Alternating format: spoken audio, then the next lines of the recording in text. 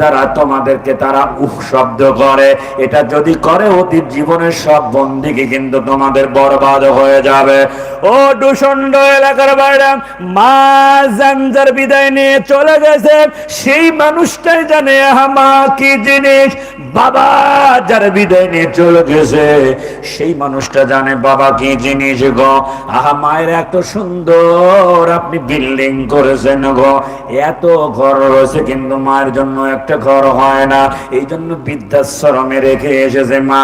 এই বৃদ্ধাশ্রম থেকে মা চিঠি লেখে সন্তানের কাছে দিয়ে বলে, বাবা রে এই বৃদ্ধাশ্রমে তুমি রেখে গিয়েছ, এই জীবনের শেষ চিঠি আমি তোমার কাছে দিলাম, আর জীবনে কোনোদিন চিঠি আমি লিখবো না।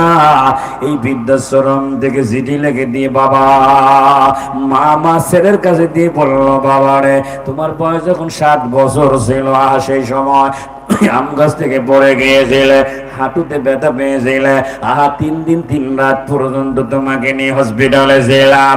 ও বাবা তোমার আব্বা যান এই ট্রিটমেন্টের পয়সা খোঁচাতে পারে না।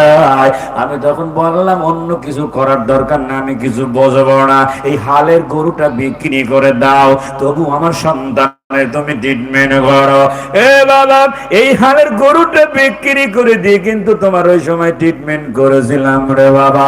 তুমি এখন মস্ত বড় অফিসার হয়েছো, তোমার সাথে দেখা করতে গেলে 3 জায়গা সিগনেচার করা লাগে।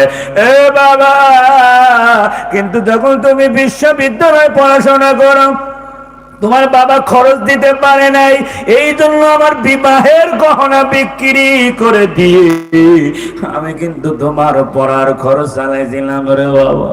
তোমার তো এখন কিছু মনে নাই, কিন্তু আমার জীবনের শেষ চিঠি এই বৃদ্ধাশ্রমে যদি আমার মরণ হয়ে যায়, আমার নাকের নাক ফুলটা আমি অতি যত্নের সঙ্গে রেখে দিয়েছি রে বাবা, এই নাক ফুলটা বিক্রি করে দিয়ে তুমি আমার কাফনের কাপড় কিনে দিও।